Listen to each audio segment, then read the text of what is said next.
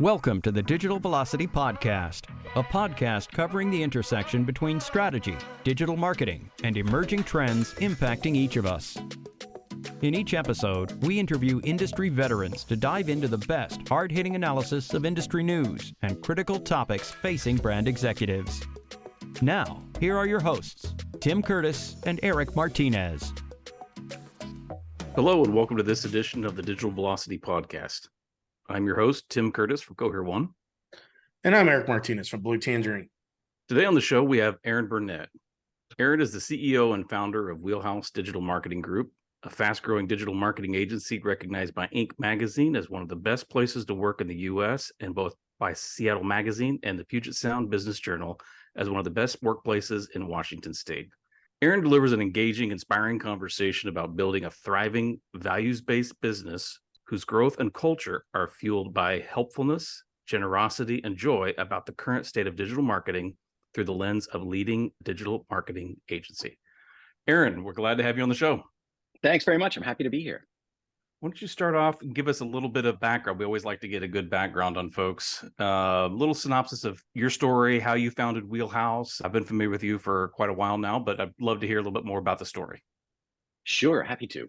So if we go back toward the beginning of my career, I started as a VP of marketing and then VP sales and marketing with AT&T Wireless. Then had a number of VP, SVP marketing roles with other principally tech companies here in the Pacific Northwest. The foundation for Wheelhouse and the reason for its founding was really a couple-fold. One was I love digital marketing. I love the definitive outcomes you achieve. The fact that whether you did it or you didn't is right there in the data. I love the intersection of creativity and technology that's inherent in digital marketing. But more foundationally, I wanted to found the kind of agency that I wanted to hire when I ran marketing for other companies in a couple of key ways.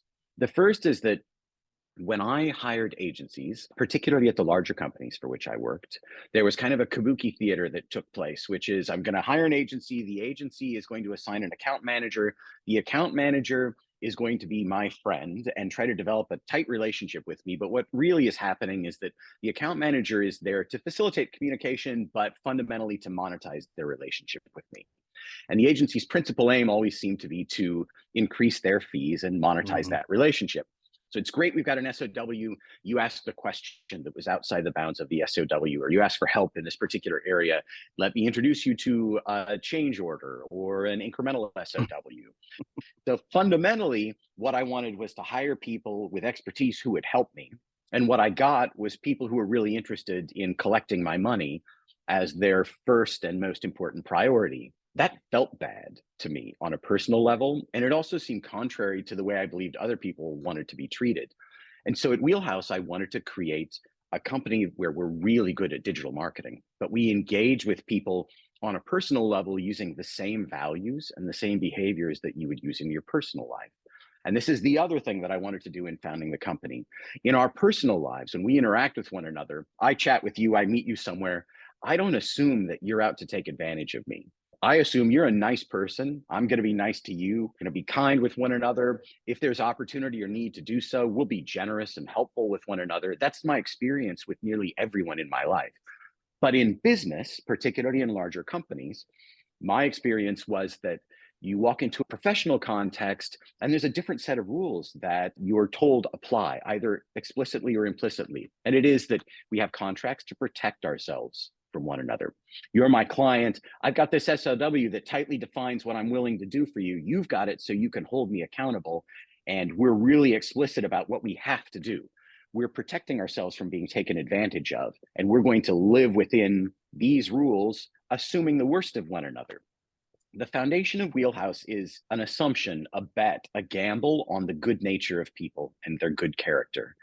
If I'm working with you in a business context, I think I should also be helpful and generous in that business context in the same way that I am in my personal life.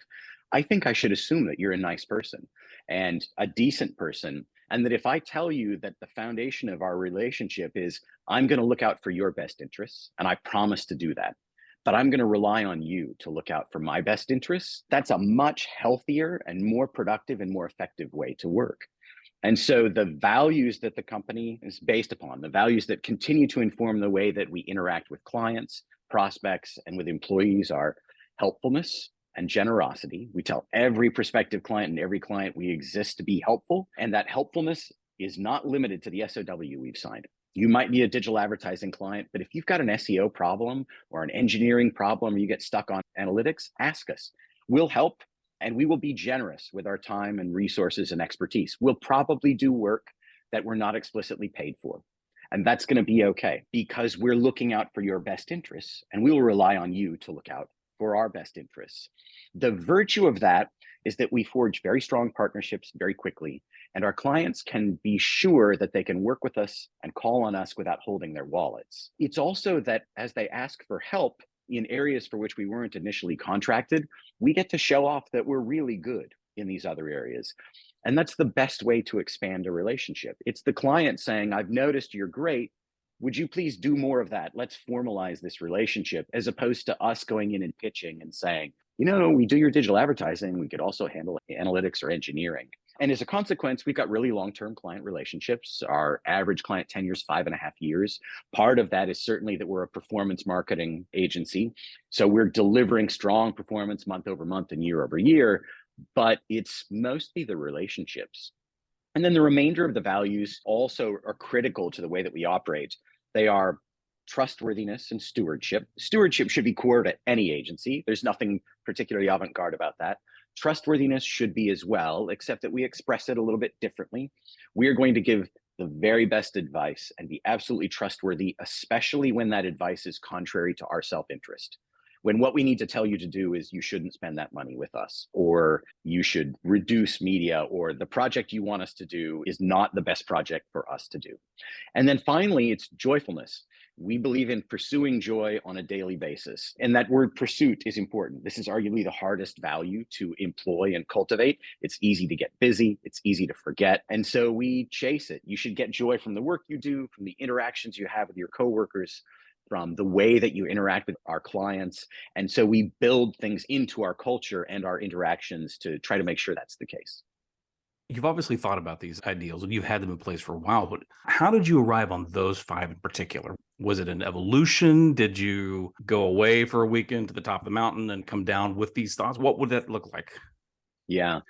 So they weren't there right at the inception of the company, not in terms of any formal codification. They were instinctive. They were the way that I had behaved in my professional life and my personal life up to that point. And so in part, they were sort of inherent in who I am. In all candor, a couple of the values also come from things that I didn't like in prior business situations and things that I believed that I wasn't good at. And in particular, we were chatting a little bit earlier about business development. I would have said prior to Wheelhouse, I really don't like business development, because what I'd seen in terms of business development always smacked of a sales process. I'm meeting you. I really want to charm you. I want to be able to weave into our conversation little snippets that show off what we could do. And then I want to mine for opportunities and seek out a way that I can now formally present those opportunities to you. In the same way that account manager dynamic that I described earlier seemed disingenuous. I'm being super friendly, but I've got an agenda. BD seemed like that to me too. So the only way that I could figure out to do BD that felt authentic to who I am and that I thought was good and kind and healthy for the people with whom I was interacting is just to be helpful to everybody I meet and be generous with what I knew how to do. I was the first SEO, and we began as an SEO firm. I spent a lot of time just chatting with people, and if they asked me about digital marketing, I would tell them whatever I could to be helpful. I'd point them to other resources. I would fix issues with their sites. I found that being helpful and generous always resulted in a good thing. It either resulted in some engagement with that person, or it resulted in them being left with a really good experience, a good taste in their mouths that they would share with other people. At some point down the road, it might be months, it might be a couple of years, someone would come back to me and say, I was talking with Tim, and he mentioned you're good at this. You helped him a bit. I wonder if I could talk with you about what I need. So those first 2 values came out of my innate personality, but my discomfort with classic business development. The notion of joyfulness came from what I had seen in working in lots of different companies, but in particular in startups, and in particular in venture-backed startups, where it seemed to me that what people were being told when they worked in startups was, you are going to sell your soul and quality of life for this period of time with the promise of riches at the end. And there's some percentage chance you get the riches, but everybody makes the same pact. You're going to work really long and hard. It's not going to be fun. The people you work with might be mercenary and aggressive and make you unhappy, but it's going to be worth it in the end because you get this money. And that seemed so miserable. I saw it being miserable for other people. It was not a great experience for me either. And it just seemed to me that there has to be a healthier way. It is reasonable that you should enjoy not just an outcome, but every day. It also comes from, in all candor, the experience of working like that early in my career to get what I thought I wanted. I wanted to be a vice president at AT&T Wireless by the time I was 30. And I worked in my 20s really hard to make that happen. I missed it, but I made it by 31. And it didn't make any difference to how happy I was. I didn't suddenly become relaxed, easygoing, joyful, happy. I had the same level of anxiety and stress that I had when I was working to get to that goal, but I had the tremendous gift of getting what I wanted at 31 instead of getting it at 60 and realizing that the last 30 years were a folly. And so I was able to reflect at that point the value and quality of ambition and achievement versus what maybe has real inherent value in life. I align pretty nicely, I feel, with your values. We're not maybe lockstep sync, but I'd say we're pretty close. My experience has been that working with corporations, large corporations, has been difficult. Now, I'll give you an example. I was on the client side. I started on client side like you, and I was working for a company where we were working with a website platform company. And that website platform company had been sold to an investment group.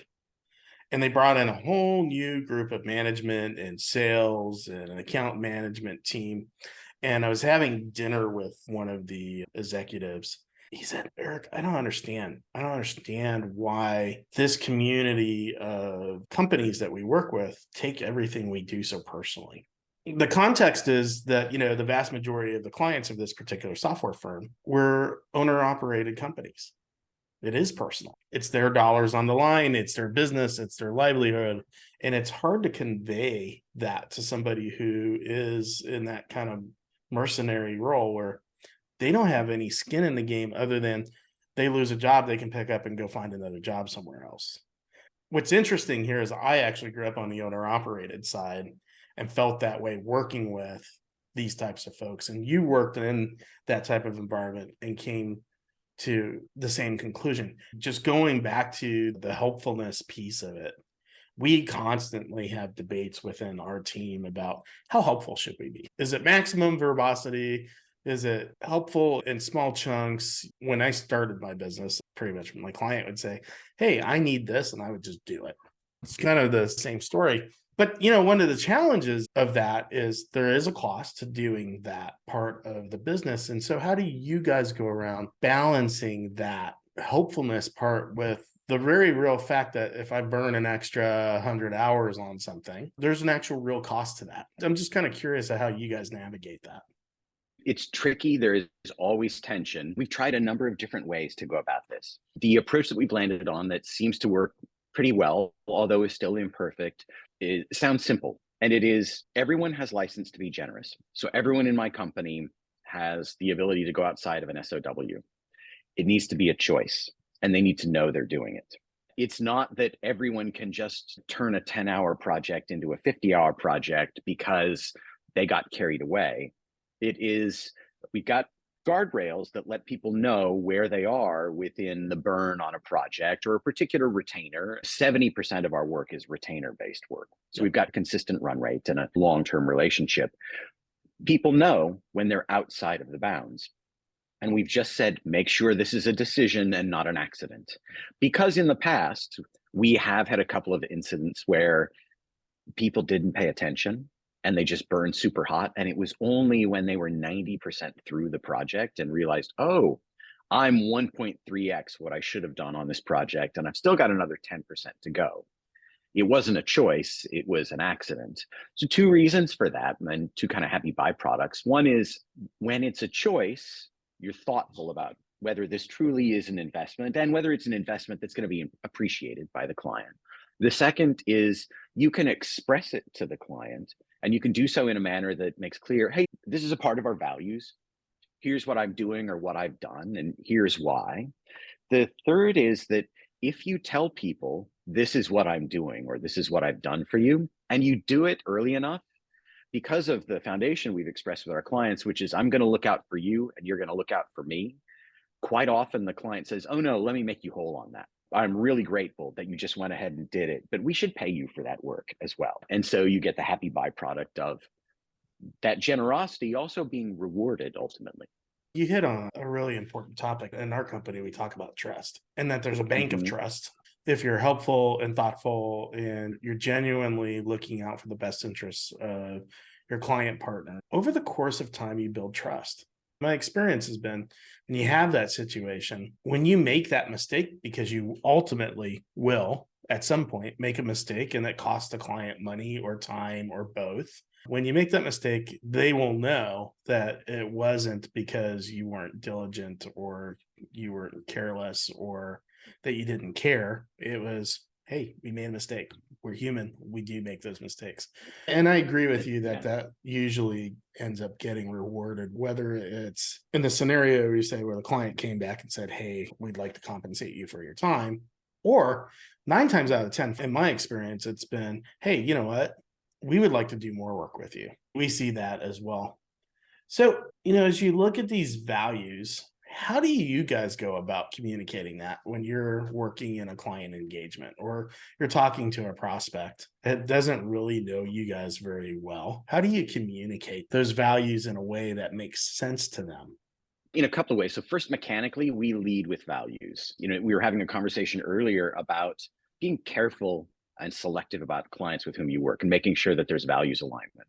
In those few instances where we've not done that, it gets really painful really quickly on both sides. And in our case, because we're so focused and have operationalized and given license for people to be helpful and generous, if we work with the wrong kind of client, someone whose MO is just, I'm going to get as much for as little as possible, we can be taken advantage of so quickly. And that has happened a couple of times in the past. There is a specific profile for the kind of client that will do that, and even a specific ownership structure that quite often leads to that sort of behavior. So we have to be careful of that.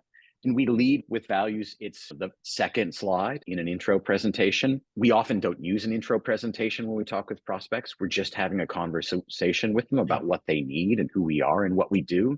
We start with the way that we behave and why we behave that way and what the values are that will animate and inform those behaviors and the implicit quid pro quo that's inherent in those values. This is my promise to you. This is your promise to me. And the subtext there is, let's make sure that you're really comfortable with that. And that's the kind of relationship you want. And sometimes a prospective client will say, no, that's not what I want. Sometimes they say it really explicitly in ways that astound me. No, I want a team of people who will do exactly what I say, who I can burn at both ends when things get really busy. I'd like them to be working when I'm sleeping. They will literally say those words out loud, which makes it really easy to say, I think we're probably not a good fit for you. You'll want someone different. I completely agree with that. Having sat on the client side and having gone through some of those very same concerns. Is the agency out to get me? Are we out to get them? Right? It's really, really important to know that the work gets done when there is mutual trust and collaboration between the partners on both ends of the deal. I've worked with some other agency partners who are working with some of our clients. And what I've experienced is sometimes they just want the whole show. They want to do everything. They don't want any client involvement in it. Operationally, that sometimes makes sense, right? There may be things that you have to kind of silo over here, let the agency go do what they do and bring back a finished project. But when you're working on retainers, we are very similar in terms of how we work. We have mostly retainer business. We got long-term relationships.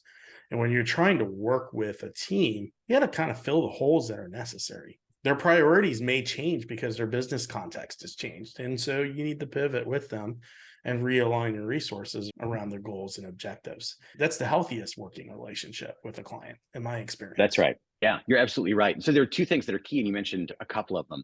One is that the relationship has to be focused on a business outcome. That's what you need to be focused on delivering, not the scope of work, the business outcome. As long as that's your North Star, then you can be clear and you can be super flexible. Our SOWs for retainers often include language that explicitly describes this. It's called a flexible engagement model. It's basically, hey, the rest of the SOW says that this is a digital strategy retainer, but we're trying to achieve this thing and priorities change. We're going to flexibly deploy all of our resources from throughout the company in a manner that is loosely related to the amount of your retainer at any point in time. And we will work to a series of iterative project plans so that we're clear on priorities, but you get all the things that we know how to do. And we will mix and match, and your SEO retainer can become an engineering retainer for 2 months and an analytics retainer for 1 month, or 50-50 or what have you, because we're focused on achieving this goal, not on working through a punch list of SEO best practices or something like that.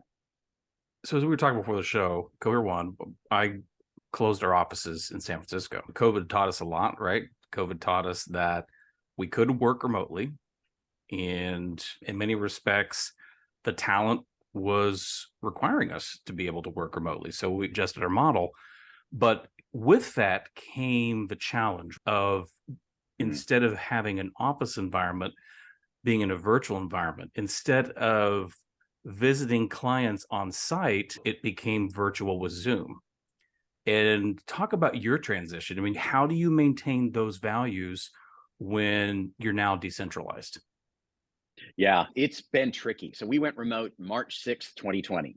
I think I was telling you at the time I had almost 8,000 square feet office space in Seattle and another couple thousand in Richmond, Virginia. Everybody was in office with just a couple of exceptions. At this point, I have employees in 17 states, in part because of the lockdown and the fact that everybody could work remote, and they did. People moved to other places and bought houses and shifted their lifestyles. And in part because the super competitive labor market during that time required us to seek talent, particularly really specialized talent, like a data engineer or data scientist, wherever we could find them. All the big companies were competing for exactly those same people. So we've tried lots of different things, and some of them worked well, some of them didn't. Early on, I had weekly company meetings. Part of that was just, hey, there's a lot changing really quickly.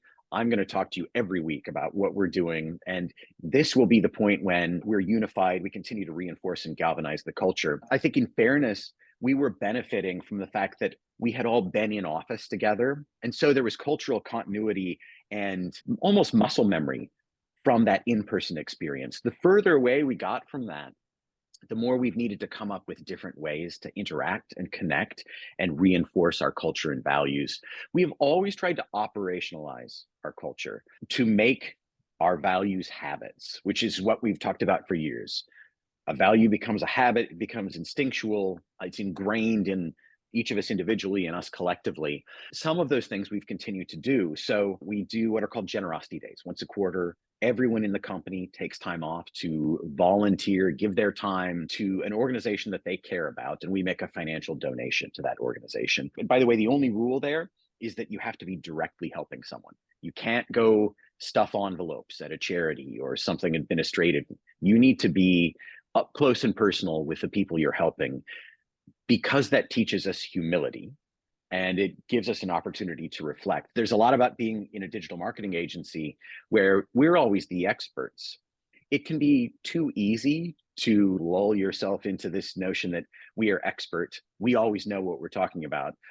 You go help, I don't know, cook breakfast for a group of homeless people at a homeless shelter, or figure out how to run a food bank, or how to pack or unpack or sort food. You know nothing walking in, and you're by definition put in a position of humility, and you get to reflect on the other life experiences that people are having.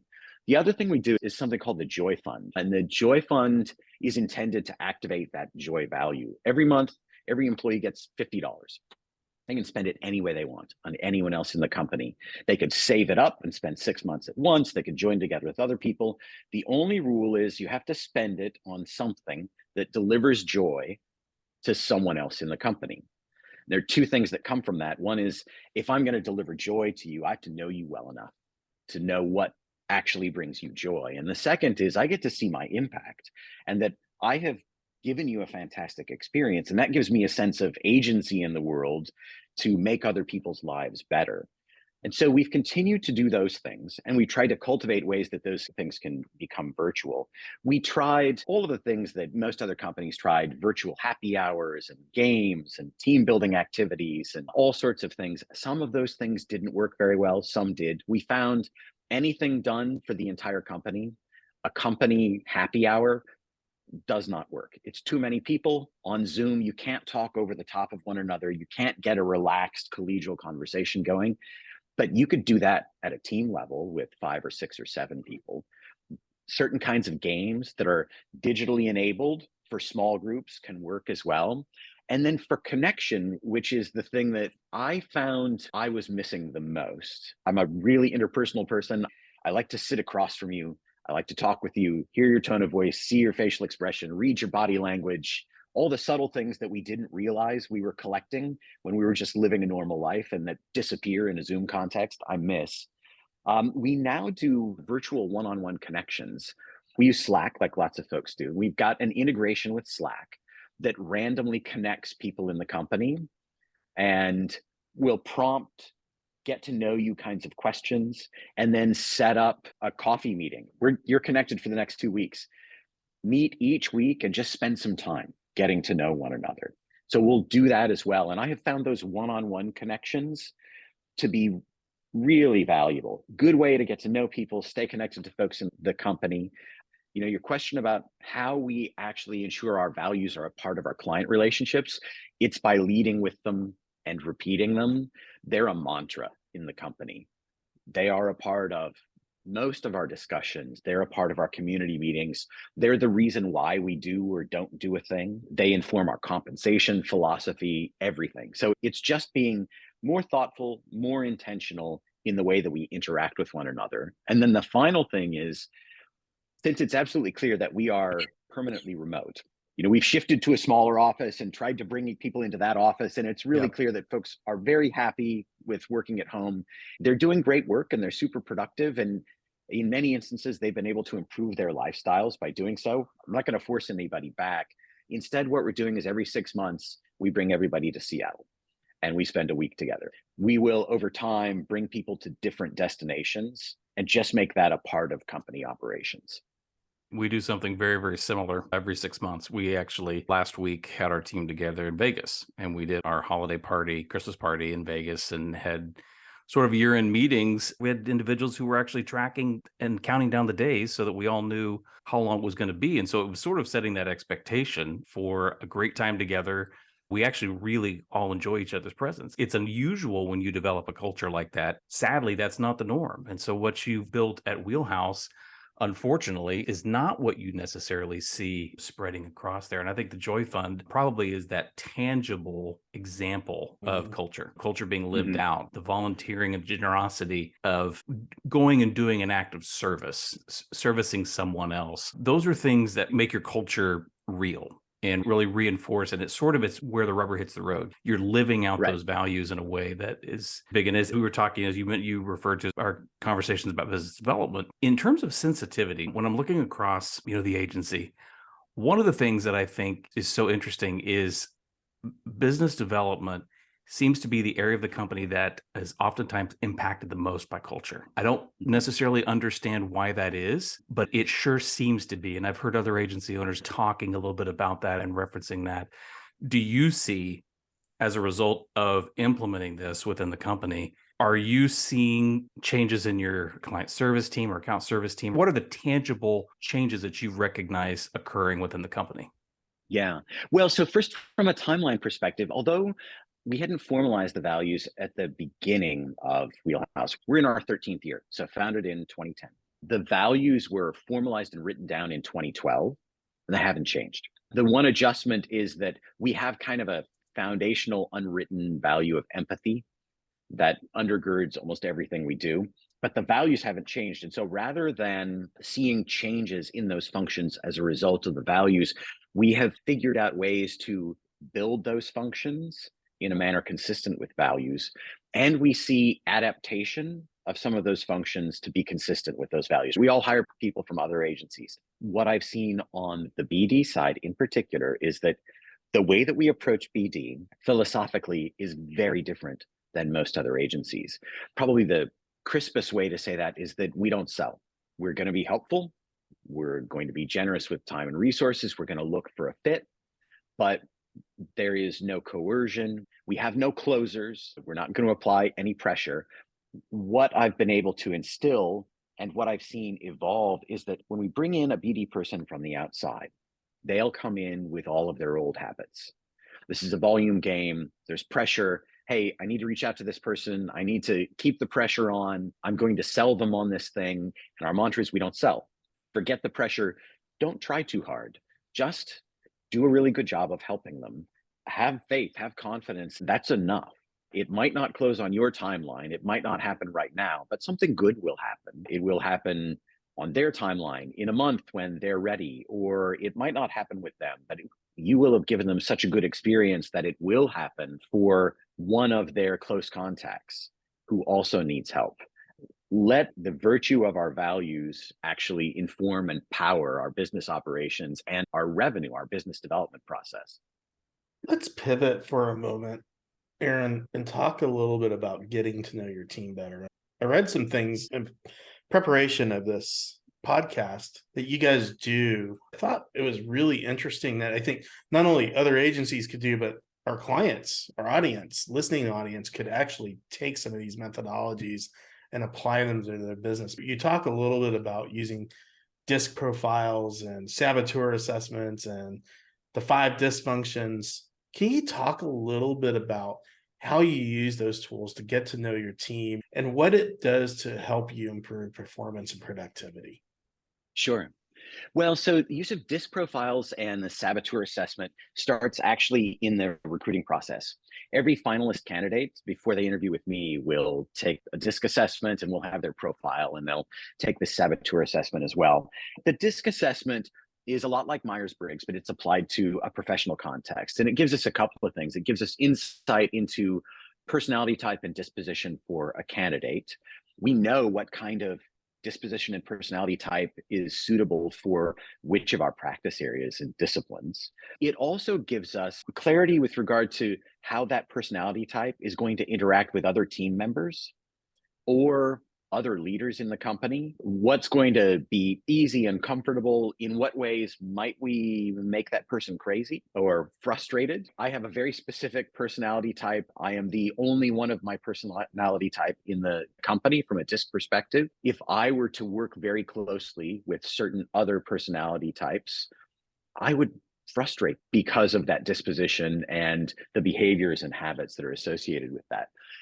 The DISC profile is shared with the hiring manager and the practice lead so that they know who they've got on their team. And it's also available and shared with other team members. So, hey, I know who you are. And it can be used in team building exercises. A saboteur assessment is a nice complement to the DISC. It looks at personality type through the lens of the way your disposition, the way certain characteristics are likely to become more predominant when you're under stress, and how they can literally sabotage you. So there are some aspects of your personality that may be superpowers under the best of circumstances. Here's how they will show up when you're under stress and might undermine you, create difficulty for others. And we know a couple of things out of that. Again, we get a sense for disposition. Is this the right sort of person for this role? We also know with absolute certainty that there are a couple of profiles that will never work in our company. Because before we used it, we hired folks who had those characteristics and we didn't know it. We took everyone in the company through this assessment, and there were a couple of people who had this particular set of saboteurs in a particular order and weighting. And both we and they looked at these results, and them first and then us said, oh, this isn't good. This is not going to work here. They ended up finding work elsewhere, and we realized that profile is never going to work with us. We use all of that in a team building process. You mentioned 5 dysfunctions. So the 5 dysfunctions of a team is a book by an author named Patrick Lencioni. It's a business fable that tells the story of a new CEO stepping into what had been a fast-growing, well-funded startup that is languishing, and an executive team that, despite well-intentioned and high-performing members, is not doing a good job of running that company. And the way that she galvanizes the team, creates alignment, and builds a really strong foundation and a high-functioning team. And it is by approaching these 5 core dysfunctions that get in the way of a team trusting one another, holding one another accountable, being open and candid with feedback, being focused on results. It is the single most impactful thing that we've done at a team level in our company, in our history, and I'm about to do it again with all of the teams. So in that process, part of what we're doing is going through these professional dynamics, but more foundationally, because the bottom dysfunction is a lack of trust. Trust is foundational to everything. We are getting to know one another on a deep level. My feeling, my belief, is that the notion of work-life separation is an illusion in a couple of ways. First of all, just practically, we all work with our brains. When you go to work, when we were going to a physical place, you didn't put a different brain in to go to work and then take that one out and go home. It's not like severance, right? You take the same brain with you. And if you care about your work, you're thinking about your work in the evening, and you have a personal life. That personal life is a part of what you're doing during the day. It's all blended, and so too is your identity. You should be able to bring everything that you are to work and be that same person. You shouldn't put on a different persona when you come to work. So we want people to be able to show up authentically for who they are at work, and we want to know people for that. Our goal, which is an audacious goal and kind of heretical for certainly an agency, maybe any business, is that everybody in our company should feel known and loved by their team members, really valued for who they are. You can't feel really valued unless you're truly known. So we start with truly knowing one another, and the DISC profile, a saboteur assessment, going through discussion points around 5 dysfunctions is a part of that. One really powerful aspect of using these tools is that, unlike the DISC profile, which is fairly academic and describes characteristics in fairly dry terms, you may react like this. The saboteur assessment delves into the origin story of these particular characteristics. So I'll give you a couple of examples. My 2 strongest saboteurs when I first took the test were called pleaser and controller. I want to make everybody happy. If I interact with you, I want you to be delighted with that interaction and think that I was nothing but kind and helpful to you. I also have a very specific way that I want things to turn out and be handled. And so I'm a controller. And under stress, those 2 things show up powerfully. Those can be superpowers if I'm in the right circumstance. As a pleaser, I'm highly attuned to your needs as a client, and I'll take excellent care of you. So that can be great. Under stress, being a pleaser can be debilitating. If I need everybody to be happy with a critical decision at a company level, I may do nothing or defer a really difficult decision because it's going to be so uncomfortable for me to make you unhappy. Knowing that's really helpful. And then what even is more impactful is that same assessment will describe the lie you tell yourself that justifies the behavior, the likely origin story, and the thought process associated with it. And when you go through sharing, reading out loud, this is my DISC profile, here are my saboteurs, here's the origin story for my top 2 saboteurs, you end up talking about, oh yeah, so here's what my mom was like. Here's what my dad was like. Here's this experience I had that caused me to behave like this, or to really, really be focused on that, or to feel hypervigilant in a work situation. And now you're talking about who we really are. And having done so, the next time you and I interact, if I know these things about you, I have a sense for what you need in that interaction and how to better care for you and communicate more effectively. If things go sideways, I have a much clearer understanding of why. It's not such a mystery to me. So our relationship becomes much more functional, much more intimate, and much more authentic. We can skip all of the, all of the machinations, the things that we do, the niceties that we employ to try to play nice because we don't totally understand each other. And we can move straight to shorthand, which is all about efficiency and intimacy. Yeah, I think what's really cool about all this, first of all, you need to write a book. I think these are really, really important topics as we are all dealing with complex environments, complex personalities.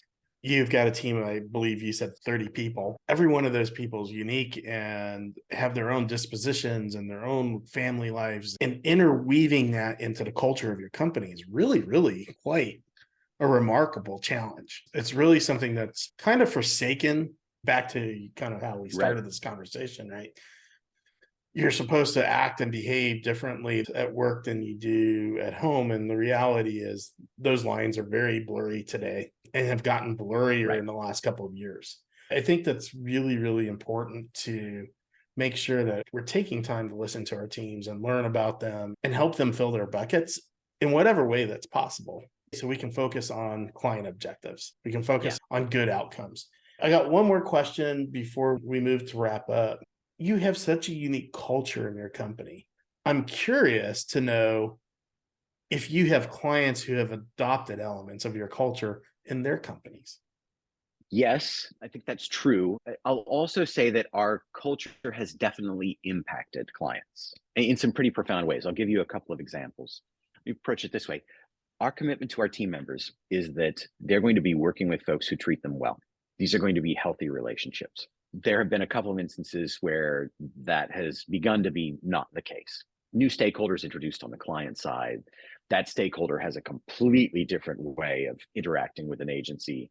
Theirs is more about the yelling and the beating and not about the partnership. We have had more than one instance where we've called, and sometimes it's me, sometimes it's one of the VPs, and said, we seem not to be a good fit for you anymore. Here's what I'm seeing. Here's the commitment we make to our employees.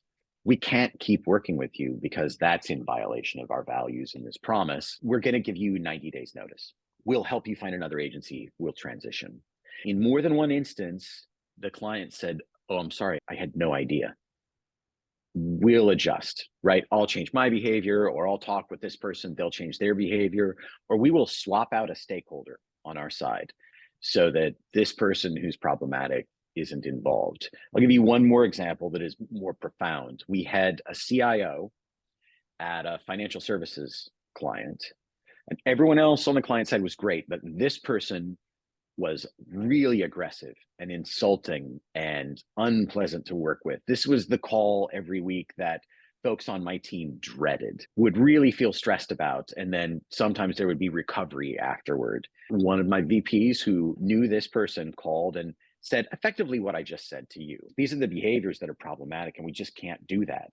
This guy's response was, I had no idea. Tell me more. Tell me what I'm doing. And she did, and was really, really direct and clear. And then he said, please send me an email and follow up with specifics. And she did.